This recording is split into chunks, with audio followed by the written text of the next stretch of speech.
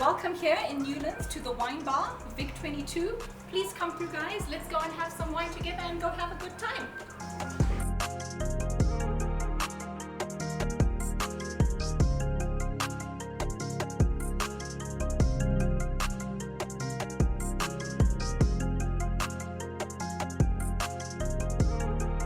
Luca, thank you so much for letting us come into your space today. We really appreciate it. Pleasure, Sreen. It's so nice to have you guys here to expose a little bit of what is our beauty here at Vic 22 and our new space, which is the wine bar. Well, the wine bar, little secret, is one of my favorite places. And at the moment, it's quite a highlight in Harare. You've really hit it big and hard. Well, we're lucky that the market kind of took to it as it did, because the type of style of dining has not really yet shown itself in Zimbabwe. And with a mix of good, South African wines, good whiskies, and then food together, a little bit more of a informal style of dining compared to our classic Vic 22 has kind of ticked the boxes, which has been fun because we didn't have to market. We've just been holding them all. Whoever finds out, it's like a little destiny to go to. That's exactly it. You haven't had to market. It's been strictly word of mouth. I mean, I've heard from a friend and friends have heard from friends. And I think that's the way to go. I think it makes it a lot more authentic. I'd like to ask you a little bit about your history and how you actually came into being a part of the wine bar and how Vic 22 started. Long story. So let's start from the beginning. So my mom's Italian, my dad's German. My father's a chef by trade, and my mother joined as well to be the front of house. And we moved here from Kenya in '95, and they bought this what it is, Vic 22 now. And all our lives we were raised in the kitchen pretty much, and we ate a lot of pasta. Trust me, you should see how big we are, you should see how big my brother is as well. I was lucky enough to travel to Palma de Mallorca on the super yachts, Cape Town at Ruben Riffles, Zanzibar. So I was given a lot of opportunity to go and try different styles of cooking. And because I'm such a melting pot myself, half Italian, half German, born in Kenya, it was easy for me to understand that concept. And that's kind of where the wine bar came into. The main restaurant's been open for 29 years. It's pretty much, I think, a hallmark in Zimbabwe for we say fine dining, but for classic dining experience. Yes. I'm trying to fill the shoes over there as much as I can, without changing too many things, so I don't give my mother a heart attack. And then here we built this during the COVID session.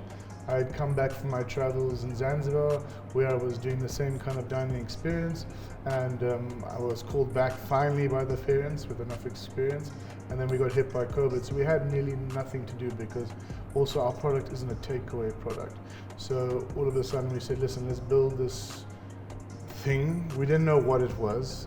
We just said it was tapas. It'll do with wines, it'll do whiskeys, family style sharing, and then slowly but surely, pieces came together. A lot of our history from East Africa, a lot of our history here in Zimbabwe, all the beautiful local manufacturers are built in. Everything you see around here with wood was made in Zimbabwe. Nothing has been imported.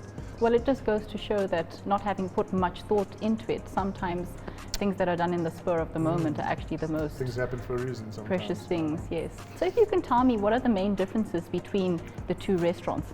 So the Victoria 22 is a classic style a la carte menu where you would say starter, main course, dessert. So very strict, not strict, but very formal style of dining where everyone eats their own dishes.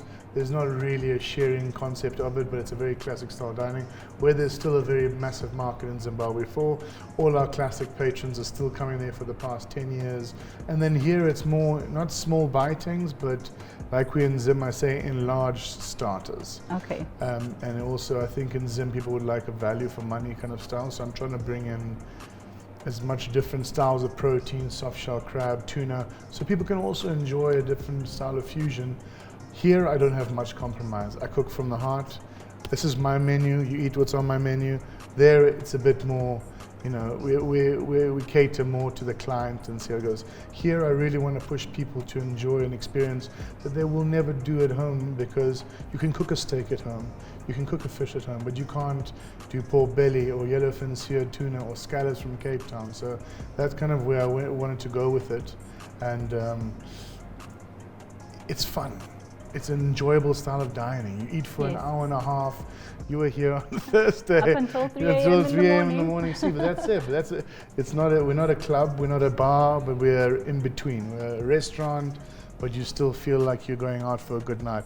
And I think in Zimbabwe, we don't have enough places to go and do that, especially in the later years past, well, from 28 onwards, where you can dress up, where you don't feel consumed by having too many people, and also where you don't get ripped off. And here I think is a good value for money. And you also feel like you're not in Zimbabwe. When you walk in here at night with a saxophone going, you're like, oh, where am I? And that's kind of the feeling we wanted to give off as well. I can totally relate.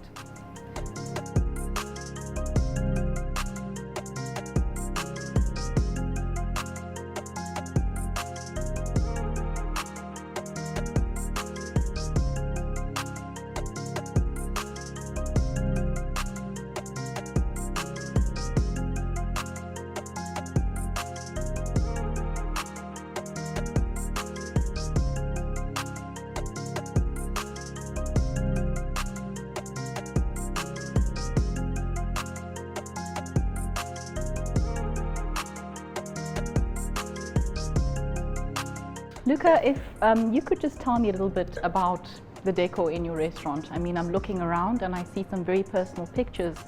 I can see the fauna hanging from the top, and I just want to understand how you got all this decor to kind of mesh together. So to be honest, Mum is the king of the decor. I'm still learning a lot of the front of house, but we did help her. Pretty much everything in here we did on our own with the ladder because they're quite valuable. Everything from behind you is all my grandmother's mirrors from Milan. There's the headboard of my grandma at the back, and then moving across is a lot of East Africa, so that's where we were born, in Mombasa, close there, and then a lot of East Africa. The ferns kind of worked in by mistake, but we wanted to have a kind of natural green feel in here. Okay. And I think putting real flowering in here, we would have had a disaster down there. And then in the pictures, my mum during her youth was modeling. Yeah. Told her maybe not to put them up, but at the same time, it's, you know, you'll be proud of your mum. So, Of course you do. I just want to hide her. I don't show it to people. When I first walked in, I was like, what 1980 celebrity could this be? Yeah, it was a kind of cool, funky style. So it kind of worked nicely. A lot of the pieces between the lamps and stuff are all our old family looms that have come back from Italy, because none of my Italian families didn't want them anymore, so we had them across, and it's filled all the way through the bar. You'll have little different antique pieces. So looking at your menu, what would you say is your signature dish on there? Oof. So on the fish side, it would probably be the yellowfin seared tuna from Mozambique, Okay. with a pineapple salsa, wasabi mayo, and then a honey teriyaki sauce.